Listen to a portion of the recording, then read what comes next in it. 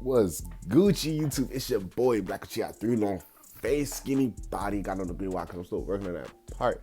And we back some more Fireball to anime, manga, content, a little different background. I'm saying that don't stop the grind, you feel me? Now before we end the video, don't forget to like, comment, subscribe, smash that like button, share the video with your friends. There's a lot to start talking about with some board.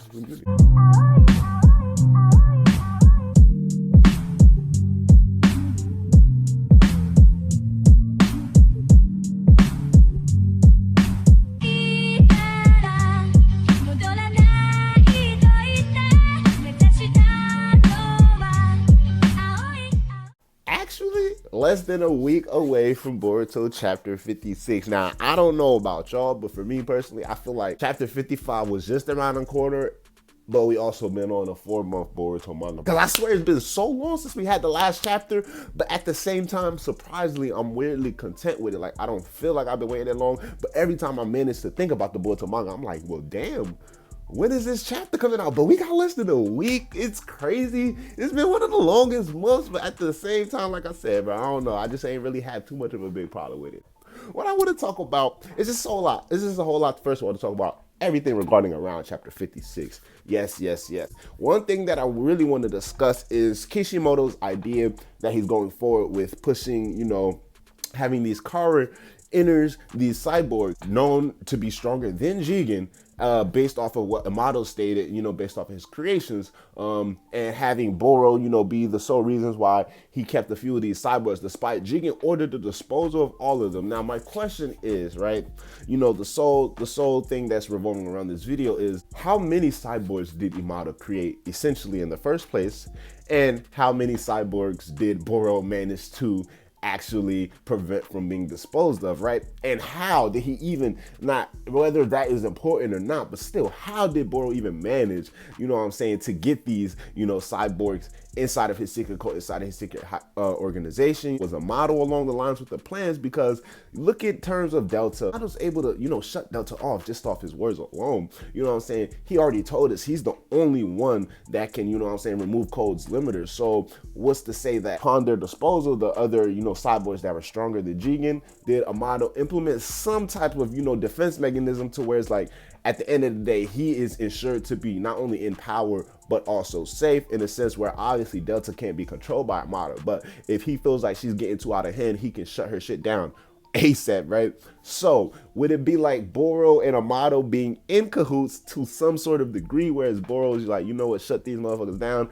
I'm gonna go hide them, make sure they stay out of Jigen's sight until we can get whatever, idea, because at this point, everybody in the damn car organization is a fucking traitor, bro. At the end of the day, the reasoning for Boro, going about things the way he did, and the way they were presenting Boro, like, he's not smart enough, what I'm saying?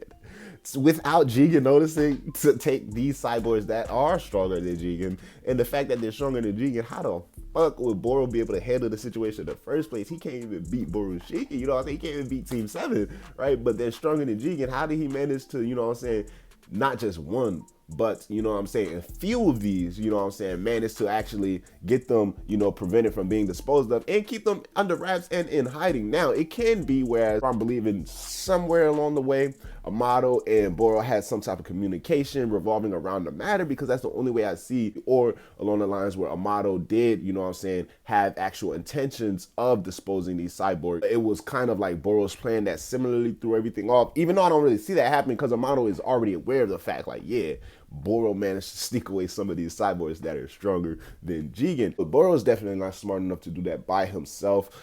Amato's definitely, like, his end game, I don't know, but definitely wanting Ishiki/Jigen out of the way. 55 ending off with Code approaching Ada. He's gonna ask her questions. Obviously, I believe it revolves around his limiter, because he should know Amato is basically the only person he designed Code for him to be like Amato being the only person to be able to remove the limiters off of Code, so Code can have his full potential unlocked and start whooping niggas ass freely. So he's possibly gonna ask Ada, the one who knows everything about this world, how can I get my limiters off? Or even in a sense, how can he manipulate the entire situation and turn it around? The limiters, rather than being limiters, somehow amplify his abilities, even though that would be so fucking stupid, because Think about it. We already have Ida confirmed to be stronger than Jigen and Code to be the strongest. So the power scaling right there in that sense already puts Code above Ida. Ida is already above Jigen. So let's just think about where Code is already at. Now, I ain't gonna lie. I feel like Code right now with his limiters would probably do just as good as Naruto and Sasuke did versus Jigen in the first fight. Meaning that definitely Code could probably put the hurt on Jigen, causing his stomach to crack, kind of like how Naruto and Sasuke did. They exhausted him. They ain't whoop his ass, but they definitely exhausted him and made the fight way more difficult than it needed to be.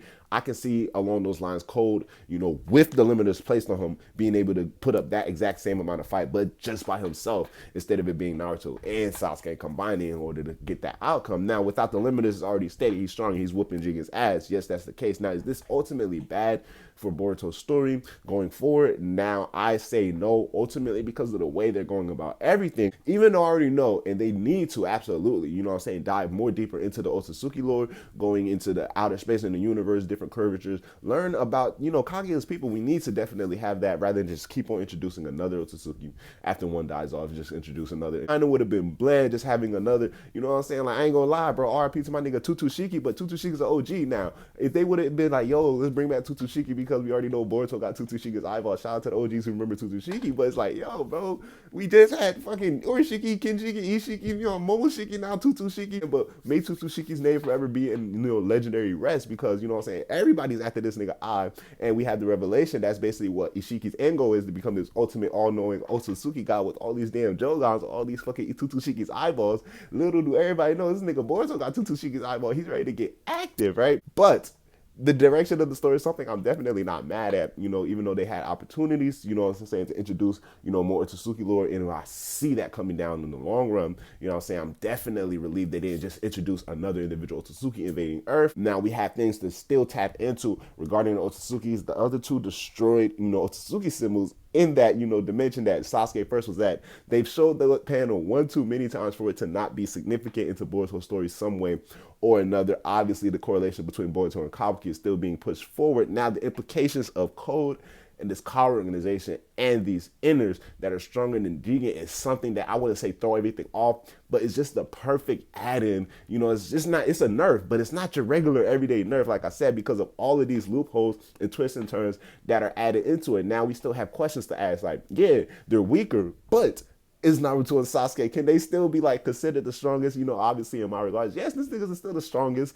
excluding anything that has to do with the core organization just for debating purposes for right now, but they're still the strongest ninjas in the world. They went about nerfing people, still having them be able to be the strongest while the stakes of the story is definitely still up there. You can feel the climactic like experiences and all of that, bro. It's just getting lit. It's getting real crazy. Ending everything off, I just really want to say, with all of these touches as on, how Boro managed to go about getting under Jigen's, nose with these cyborgs. Was Amado in cahoots with Boro the entire time? Do we definitely need to watch out for Amado? Was he just wanting Ishiki/Jigen out the way and figuring out, what he can handle Naruto and Sasuke on his own? Did he kill two birds with one stone? Naruto and Sasuke got drastically weaker, while at the same time Kabuki is okay and Ishiki's out the way. Amado's just living in, like, Ninja Wonderland right now with whatever plans he has. Now, how many cyborgs were Amado able to create? How many did Boro manage to, dispose of? Is this something that they're going to reveal to us? Is this something that Kishimoto probably still doesn't know how he wants to go about it? Me personally, I feel like going more than 3, including Ida, so that means it can be Code plus 3 others, and so 4 in total. More than 4 would be slightly overcooked because you already got Code, who's stronger than everyone else, right?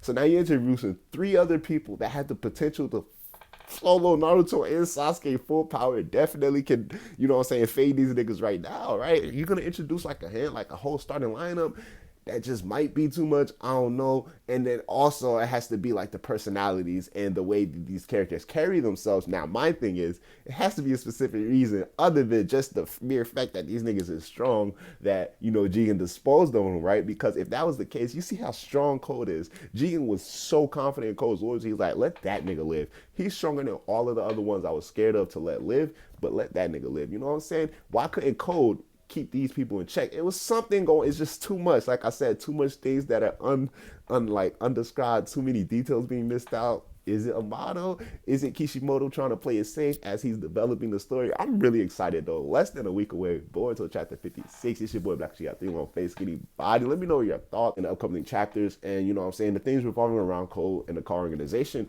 and these cyborgs and their relations to Jigen, the power scaling, then the state of the ninja world. Until my next video, holla at your boy. I'm holla at y'all. Black She out. Yes, sir. Hey, can we take a trip to the sky? Show them that our limits too high. Cocoa butter hips on the west side. She said